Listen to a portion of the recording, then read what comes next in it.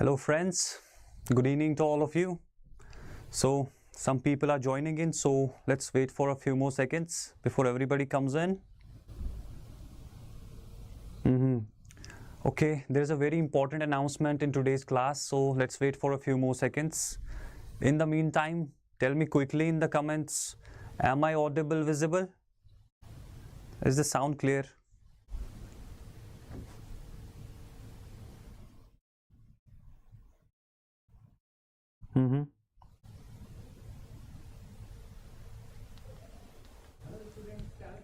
Okay. Let's wait for a few more seconds. The people are coming in. Okay. So there's a very important announcement that I'm going to make today. It's about a new series that's going to be about the world mapping. We'll be starting this series from Saturday. You will get a class on world mapping every Saturday. And this will be a comprehensive series where we will learn about the world maps and everything about the mapping, the political map of the continents and the countries, everything about the physical properties and every other thing that is there. So that is why I wanted to announce that, so that you became aware of the fact, and it will be done on the Saturdays. This is important because you might have seen the paper this year in prelims 2024, and you will realize that there were more than 4 or 5 questions that were from the mapping section alone. That is why I thought we should do something like this, so that you can score maximum in your prelims. You got some time till prelims, so you can take your time and do the mapping section as well. Okay. So now let's move to our topic today. It's about the earthquakes. But before we start the earthquakes, have you seen the previous class, where it was about the interior of the earth? If you have not seen the class, then you have to definitely see that, because there is a proper linkage between this class and the previous class. Right now, I'll be giving you a brief overview of what we learned in the previous class, so that the connectivity is maintained between this class and the previous class. In order for you to help you to understand today's class better, I will give you a brief overview of the interior of the earth. Just like layers of the earth, when we were studying, we started with the uppermost layer called the crust. This is very important for you to know, because today's lecture will be dependent on this class. If you know these layers, the properties of this layer, then only you'll be able to understand what we are going to learn today. So the crust was the uppermost layer, and then there was mantle, and finally there was a core. The important thing about this is that the crust was solid in shape. The more important thing here is that the uppermost part of the mantle was also solid, and this was named as lithosphere. This portion was the lithosphere. So you got what lithosphere is, the uppermost part, and then we had the asthenosphere, that was semi-solid, finally mantle, and in the inner core we had a liquid outer core. This much you should know. For you to understand today's class, you have to know these things: which part of the earth was solid and which part of the earth was liquid and semi-solid. This layer is a semi-solid. Okay, if you have not seen the class, then make sure that you know these things. If you have any doubt up until now, you can tell me in the comments. Anything there, you can ask me in the comments, because this is very important. Before we move forward, just tell me quickly, any doubt, anything? Okay, I think everything is clear. So let's go to our topic. What is an earthquake? It is a sudden movement of the earth. The sudden shaking of the earth is an earthquake. It's a very simple definition. When the earth shakes suddenly, it can be very intense or it can be very gentle, but it is an earthquake. It doesn't matter what the intensity is, but it is still an earthquake. Important thing here is that the more intense the earthquake, the more damage there will occur. But if it is very mild, then you might as well not feel it sometimes. So that is also a possibility, that there is an earthquake and you cannot feel it. So any shaking in the earth is an earthquake. Now, what is the cause of the earthquake? There are primarily two causes. First one is the man-made and the second one is natural. So earthquakes are caused due to two reasons. First one will be the natural cause and second one will be the man-made cause. Talking about the man-made causes, there are a lot of causes like the mining and the dam constructions, nuclear activities. There are a lot of reasons for the man-made causes of earthquakes. But what is the cause of natural earthquake? Where does it originate? It originates from the asthenosphere. That is why I was telling you guys to know what the earth is made up of. Now you will be able to connect it properly. This is the asthenosphere from where the earthquakes will be originating. This is not originating, but this layer is primarily responsible for the earthquakes. Because this is a semi-solid layer, so it will be in motion due to the convectional currents and other reasons. And the layer on top of it is a solid layer. It is the lithosphere. The lithospheric slabs called the tectonic plates as well. When these plates start to move and they will start to rub against each other, because there are a lot of plates, when they will start to rub against each other, there will be release of energy, and that is what an earthquake is. So you you have seen what we have done up until now, how the interior of the earth plays an important role in the earthquakes. So I have understood from where all this process starts, how it originates. Okay, I'm getting good response in the comments. Very good, Zainab. Okay, so let's move forward. As I told you, the reason can be man-made and natural, and you have understood how the natural earthquakes originate and take place. Now let us understand it in a bit of a detail. See, this is a proper flowchart of how the earthquakes will be. First, there will be tectonic plates that I told you that will start to move and rub against each other, which will lead to the stress build-up, and eventually the energy will release at some point or near the faults, from where the energy will release and the seismic waves will start to move and reach the Earth's surface. This is how the earthquake will originate. Now, if you want to see it diagrammatically, this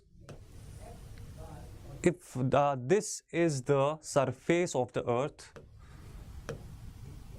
This is the surface of the earth, and if we go deeper into the layers of the earth, you will see there will be some point in the interior of the earth where the tectonic plates will start to rub against each other due to the movement of the asthenosphere.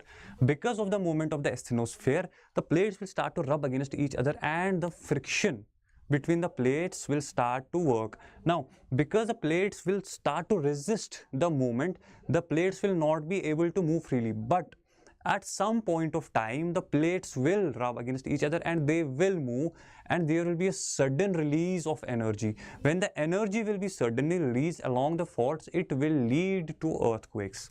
Number one point that is very important here is that from the point where the earthquake originates, say here, then it will start to travel. The waves, the seismic waves, the waves generated from here will start to travel in all the directions. They will not travel only in one direction, but they will travel in all the directions. Okay, say they start from here. This is the point where the earthquake originates, where the friction and the resistance of the rocks breaks. So this point is called the focus of the earthquake, or the hypocenter. So what is a hypocenter? From where the earthquake originates within the earth, it is a point within the earth from where the earthquakes will start to originate. Then the waves will start to go like this to the surface in all the directions. But there will be one wave that will be closest. This wave will be closest to the surface, and this point on the surface is called the epicenter. This will be your epicenter, the point closest to the focus. This point is closest to the focus. So what is a focus or a hypocenter?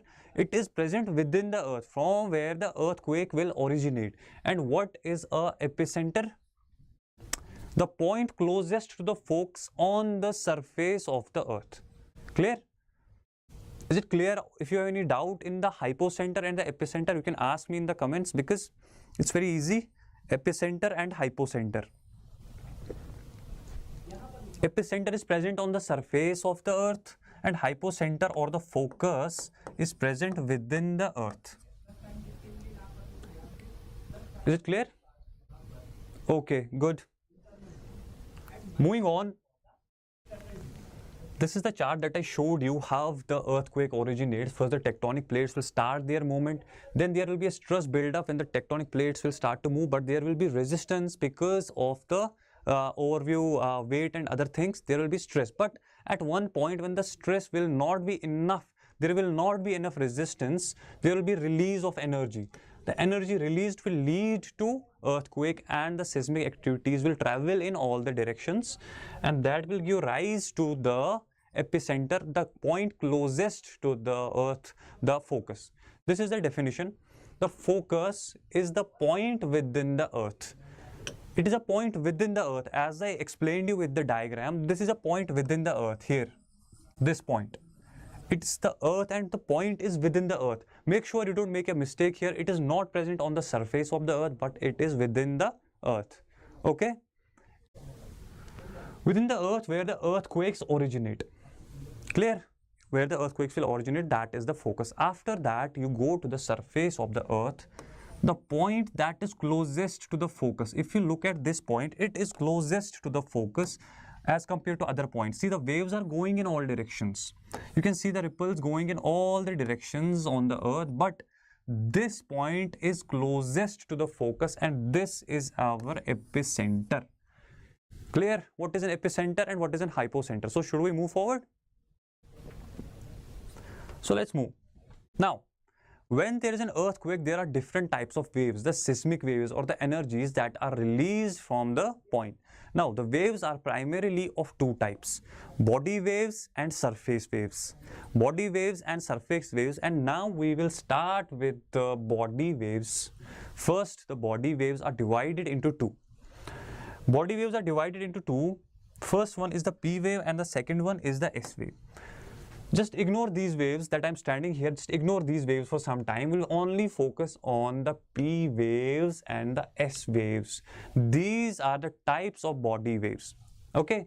Now, what P wave means and what S wave means? P wave means the primary wave and S wave is the secondary wave. It's primary wave and the secondary wave. The P waves are the first ones to arrive. They travel fastest as compared to S waves. That is why they are named as P waves or the primary waves. And S waves follow the primary waves and they are named as secondary waves. So P waves is the primary wave and S wave is the secondary wave. Clear? Okay. Now, if you look at the direction of the propagation of the waves, this is very important. Look at the diagram. If you look at the direction, you will see the wave starting like this and then contracting. See the lines, if you see, these are very closely placed. So it will expand again and then contract again. And the process will keep on going like this. So the waves travel by expanding and contracting. The wave will expand and then contract and then keep on moving. This is the direction, the arrow shows the direction of the wave. Now, because of the contraction and the expansion of the wave, the direction of the particles will also be the same. Imagine a particle here, the particle will also travel by expanding and contracting in the same direction like this, the same direction in which the wave is going. So the direction of the particles in the P waves is parallel to the direction of the wave. First important point you need to know here is that the direction of the particles is parallel. Number one. Number two, most important is how do the waves travel? By expanding and contracting. Expanding and contracting of the wave. This is how the waves will travel. The P waves will travel by expanding and contracting. These are the most important points that you need to know about the P waves. Now, if you look at the S waves, you will see a pattern like this. This is how the wave is traveling. It's not going straight, but it is going up and down and not straight like the P wave by expanding and contracting. So here you will see the crusts and troughs are formed and the particle that will be present here will be going up, then will again go down and up. So the particle will not be traveling in the direction of the wave, or it will not travel parallel to the direction of the wave, but it will travel perpendicular to the direction of the wave. So here you have to write the particles will travel perpendicular to the direction of the wave, and the wave will travel in the form of crusts and troughs. Now look at the two waves. If you are looking at the two waves and looking at the direction, if you have any questions up until now, you can ask me.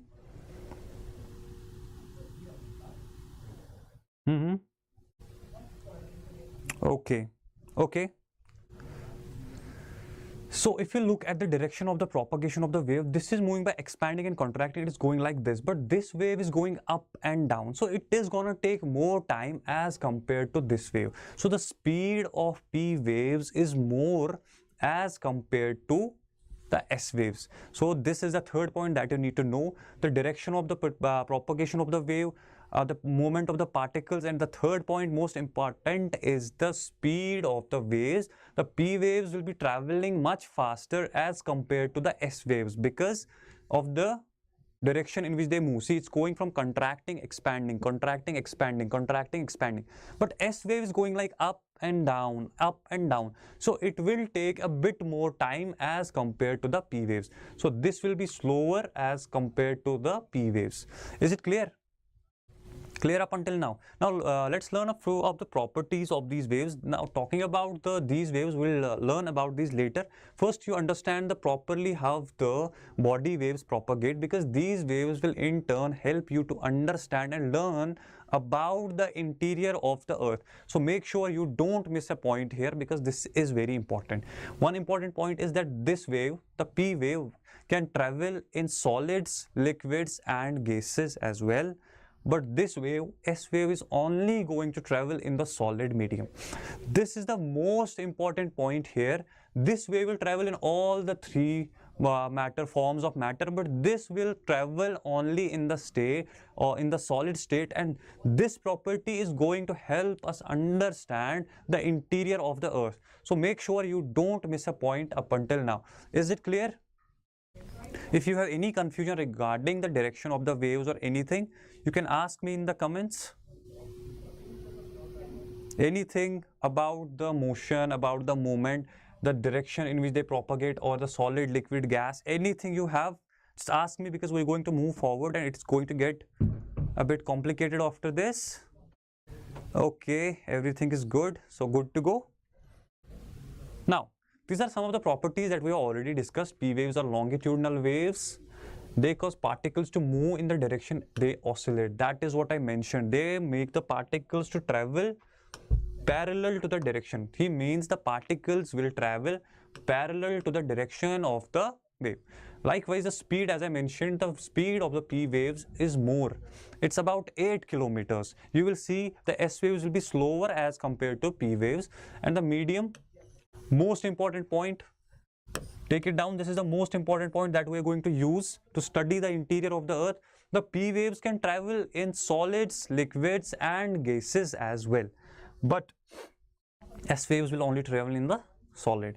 And finally, they will be detected with the seismograph, and P waves are the first waves that are detected on the seismograph because they travel very fast as compared to S waves and the surface waves. Clear about the P waves? Coming to S waves, these waves are transverse waves. They cause particles to move perpendicular, as I already mentioned it. They cause particles to move perpendicular to the directions of the wave because they form crusts and troughs. After that, they are slower and their average speed is about 3 to 5 kilometers. They are not as fast as the P waves, obviously faster than the surface waves, but I'm talking about P waves and the S waves. From P waves and S waves, the P waves are the fastest and they can only travel through the solids. Very important point, they only travel through the solids. This is a point that you have to remember. They will only travel through the solids.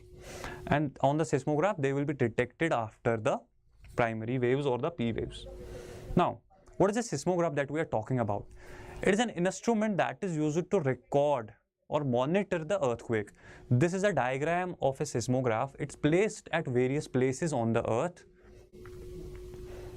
Okay, I can see some comments here. If you have any question, you can ask. Good, I am seeing a good response. That's good. Okay, so what is going on here is this is an instrument that's placed at various places on the earth. When it's placed, when there is an earthquake, there will be shaking of the instrument and a graph-like feature will form. If you look at this, there is a graph-like feature that's formed. That is the work of a seismograph. It makes a graph. Now, how do we read the graph? How do we read the graph? There is a scale called Richter scale. This is a scale. Don't get confused between the seismograph and the Richter scale. Seismograph is an instrument that is used to record the earthquake. It will help us to draw a graph, but to read the graph, we will need a scale. And that scale is the Richter scale that ranges from 1 to 10, and it determines the energy that is released. The energy, 1 being the least and the 10 being the most destructive. So it tells us about the energy that is released at the time when there is an earthquake, when there is recorded on the seismograph. Make sure that you don't confuse with that 1, 2. Actually, the 1 is 10 times lesser than 2. See, if there is an earthquake of magnitude 5, then it is 10 times lesser as compared to 6. The magnitude of 6, the earthquake with the magnitude of 6 will be 10 times more destructive as compared to 5. So it's tenfold increase in the release of energy. So if there is a question about what is the difference between the two points, or if there is a 5 Richter scale and 6, what is the amount of energy difference between the two?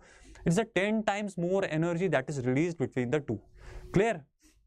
Now this is a diagram of the seismograph, the previous some earthquakes that were there. You can see it starts from 3, 4, 5, 6, 7, and this is a 9. You can see this is a catastrophe. You can see if this is visible, it is catastrophic. It's on Richter scale 9, it's catastrophic. Eventually 9 is disastrous, but it's not that disastrous as compared to catastrophe. Look at the size of the circle. So there's a tenfold more release of energy as compared to 8.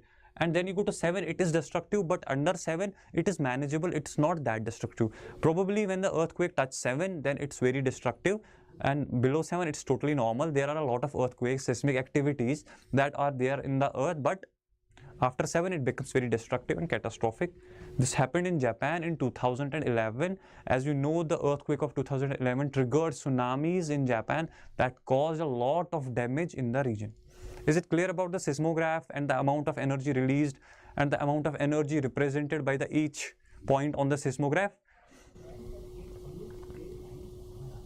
Okay, I'm getting good response. So let's move.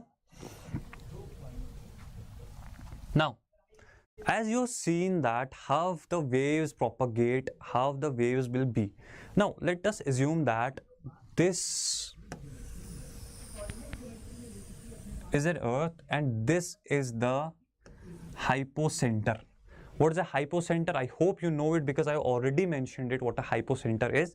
So this point is the hypocenter of an earthquake. So when the waves will originate from this point, the waves will travel like this. This will be the epicenter. But this is not the only place from where the waves will be, because as I told you, the waves will go in all the directions. Maybe the intensity will not be the same, but the waves will travel in all the directions, like this and this. In each and every direction, there will be waves, right? What was assumed that the waves will be traveling in all the directions because, as I told you, seismographs are already placed on the points of the earth where the earthquake is expected or not. So there will be seismographs that will start to record the earthquake everywhere on the earth. Everywhere on the earth, you will find the seismographs already placed. But there was a very interesting feature that was detected because of these seismographs, that if you normally assume that there should be a wave that should be recorded here as well. The S wave should be present here as well, because I told you the waves will travel in all the directions. But there was a strange thing that was observed, that there were no waves recorded on the seismograph. The S waves were not recorded at all after a certain degree of angle. And talking about the P waves were also missing between some specific angles. There was a proper specific angle that was observed in the earthquakes, that the S waves are not there after a specific angle, and the P waves are also missing on certain degrees. That made us to think about the interior of the earth, that the interior of the earth is not uniform. Now you have to know what the interior of the earth is. That is why I started my lecture today with the interior of the earth, where I talked about how there is a solid layer, then a semi-solid layer, then you will find a liquid layer, that is the outer core.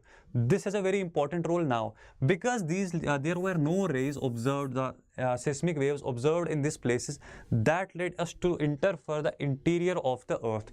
These are the S waves that we have to learn about now. See, this is a point here that I'm marking. This is the focus or the hypocenter from where the waves will originate. Clear? After this, it will go in this direction. That is the epicenter. What is an epicenter? I've just mentioned what an epicenter is. Tell me in the comments. What is epicenter?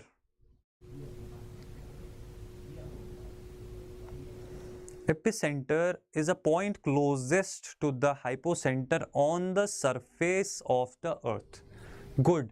Now, when you look at the epicenter, you will see the waves in this direction, but there were waves traveling in other directions as well, as I mentioned, although with less intensity, but there will be waves traveling in all the directions. These are the waves, the dotted lines, the black dots are the waves. But if you look at this region that is marked by this red line, there are no waves. This is 103 degrees on both the sides. There are no waves at all. Why is it so? If I have already mentioned it, that the waves, the S waves, will only travel in the solid and not in the liquid or any other medium. Because of that, if you know about the interior of the earth, this area is the core, and this region where the core is written, it is the outer core. What is an outer core? What is outer core made up of? Just tell me quickly. Is it solid, liquid, gas? What is the outer core? Tell me quickly in the comments. Outer core is what? Hi. Hello, hello. Outer core is made up of what? Is it solid, liquid or gas? Quickly in the comments, because this is very important. It's very important that you know what it is made of. That is why the waves will be found only in the specific regions and not everywhere. So tell me quickly, what is outer core made up of? Okay, Zainab, good. It's made up of liquid. Good. I'm getting a lot of comments that it's a liquid. Good. So this is a liquid. Now, because the S waves will not be able to pass through the liquid medium, they will not be able to pass this barrier.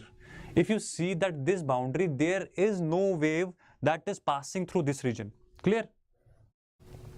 There is no wave that is passing through this region. And you can find the waves up until 103 degrees, and there will be no wave after 103 degree. No S wave at all. Now, what is this 103 degree? If you're getting confused, it's very simple. It is an angle. If you look at this, this is your 90 degree angle, and this is your 103 degree angle. So there is nothing much in that. This is a 103 degree angle.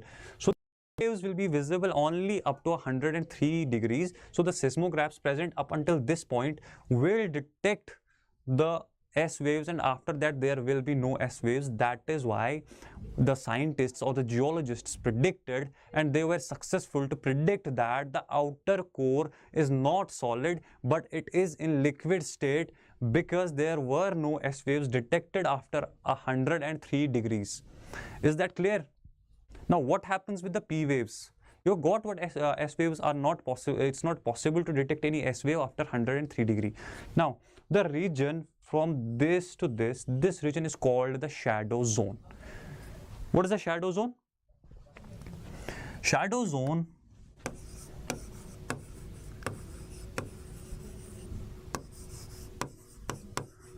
what is the shadow zone?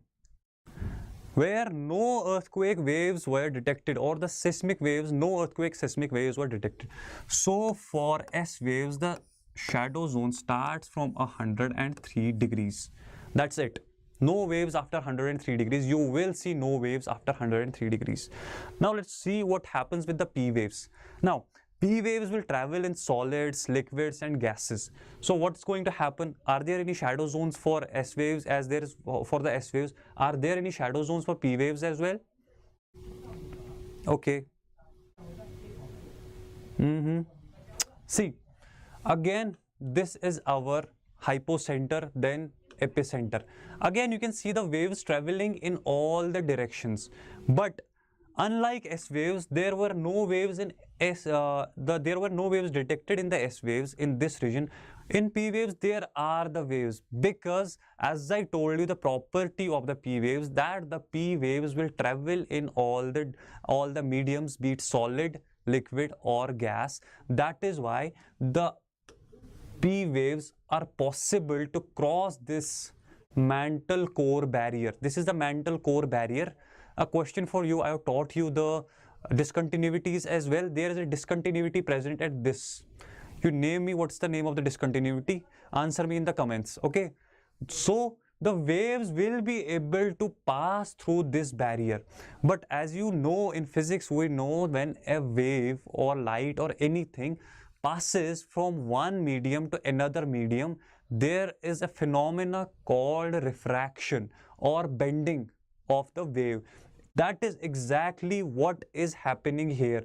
When it will pass, because this is a solid layer, the inner part of the mantle or the inner mantle is a solid layer, but the outer core is in liquid state.